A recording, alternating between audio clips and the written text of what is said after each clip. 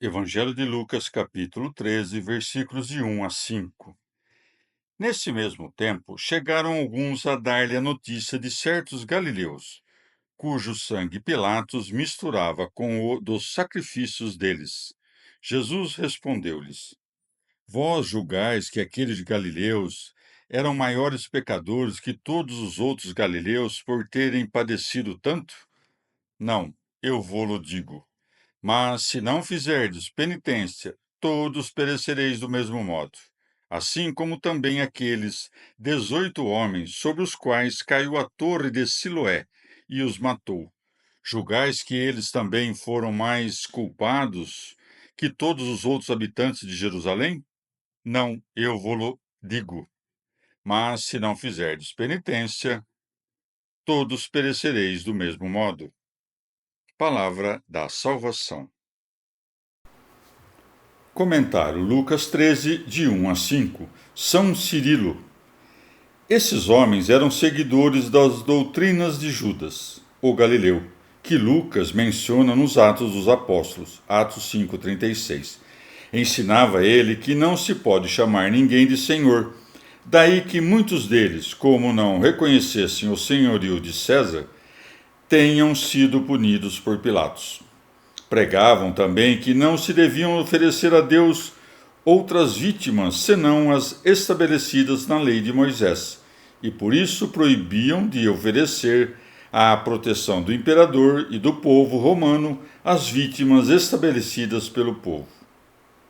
Pilatos, então, indignado contra esses galileus, mandou matá-los no meio das mesmas vítimas que eles, conforme acreditavam, ofereciam segundo o rito da lei, de modo que o sangue dos sacrificantes se misturasse aos dos sacrificados. Ora, como a população cresce que, com muita justiça, esses homens haviam sofrido tal punição, uma vez que semeavam escândalo no povo e incitavam os príncipes ao ódio contra seus súditos, foram contar isso ao Salvador, querendo colher a avaliação dele. Nosso Senhor declara que, de fato, eram pecadores, mas não afirma que eles fossem piores dos que os que não padeceram essa punição. Daí que siga. Jesus respondeu-lhes: Vós julgais que aqueles galileus eram maiores pecadores que todos os outros galileus por terem padecido tanto? Não, eu vô-lo digo. Nosso Senhor, afastando os populares de toda insurreição interna ocasionada pela religião, acrescenta: Mas se não fizerdes penitência e não cessardes de conspirar contra os príncipes, coisa esta que não fazeis com aprovação divina, todos perecereis ao mesmo tempo, ou do mesmo modo, e vosso sangue se juntará ao das vossas vítimas. Evangelho de Lucas, capítulo 13, versículos de 6 a 9. Dizia também esta parábola: Um homem tinha uma figueira plantada na sua vinha. Foi buscar fruto e não o encontrou. Então disse ao cultivador da vinha: Eis que há 3 anos venho buscar fruto desta figueira e não o encontro. Corta-a. Para que está ela ocupando terreno inutilmente? Ele, porém, respondeu-lhe: Senhor, deixa-a ainda este ano, enquanto eu a cavo em roda e lhe lanço esterco. Se isso der fruto, bem está. Senão, cortá-la-á depois. Palavra da salvação. Comentário Lucas 13, de 6 a 9. Santo Ambrósio. A vinha do Senhor dos Exércitos é aquela que ele entregou para a tomada das nações.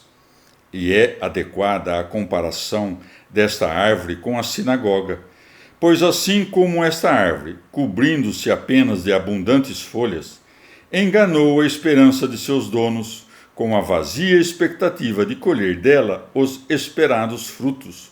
Do mesmo modo, a sinagoga, com os seus doutores inférteis em obras e que se gabavam de meras palavras, semelhantes às abundosas folhas da figueira, era transbordada pela sombra vã da lei. Esta é também a única árvore que desde o começo dá frutos no lugar das flores, e as frutas caem para dar lugar a novas frutas. Porém, algumas das primeiras, muito raras, permanecem e não caem. Da mesma forma, o primeiro povo da sinagoga caiu como um fruto inútil para que, na abundância da religião antiga, emergisse o novo povo da igreja. Antes, porém, alguns de Israel, à semelhança das frutas verdes que demoram a amadurecer, ficaram à frente dos demais, graças a seus belíssimos frutos. A estes está dito: estareis sentados sobre 12 tronos. Mateus 19, 28. Alguns, todavia, pensam que esta figueira não é uma figura da sinagoga, e sim da malícia e da perversidade. Esta interpretação, contudo, em nada difere da outra, exceto que estes escolhem o gênero em vez da espécie. O Senhor foi buscar fruto, não porque ignorasse que a figueira carecia de fruto, mas para mostrar figuradamente que a sinagoga já devia ter dado fruto. Nas passagens seguintes, é demonstrado que o Senhor não foi ver a árvore antes do tempo, considerando que ele vinha vê-la por 3 anos seguidos, pois assim lês: eis que há 3 anos venho buscar fruto desta figueira e não o encontro. Veio para Abraão, veio para Moisés e veio para Maria, isto é, veio por meio do sinal da circuncisão, veio por meio da lei e veio em corpo. Reconhecemos sua vinda pelos seus benefícios. Numa, a purificação, em outra, a santificação, e em outra, a justificação. A circuncisão purificou, a lei santificou, a graça justificou. Portanto, o povo judeu não pode nem ser purificado, porque teve a circuncisão do corpo sem ter a da alma, nem ser santificado, porque, desconhecendo o poder da lei, seguia mais a carne do que o espírito, nem ser justificado, porque, por não fazer penitência dos seus delitos, desconhecia a graça. Com razão, consequentemente, nenhum fruto foi encontrado na sinagoga, e por isso o Senhor manda cortá-la, pois segue: corta, para que está ela ocupando terreno inutilmente? O bom cultivador, talvez aquele que a igreja tem por fundamento, sabendo de antemão que outro seria enviado às nações, e ele aos da circuncisão, intervém piedosamente para que não se corte a figueira, confiante de que, com sua convocação, até mesmo o povo judeu poderia ser salvo por meio da igreja. Daí que siga. Ele, porém, respondeu-lhe: Senhor, deixa ainda este ano.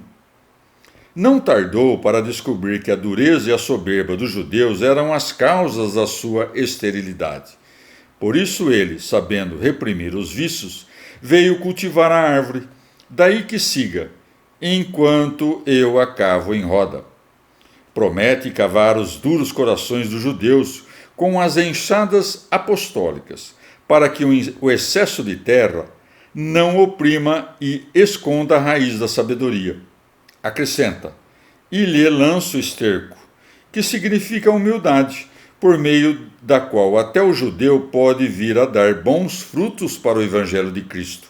Daí que acrescente: se isso der fruto, bem está, senão cortá-la-á depois.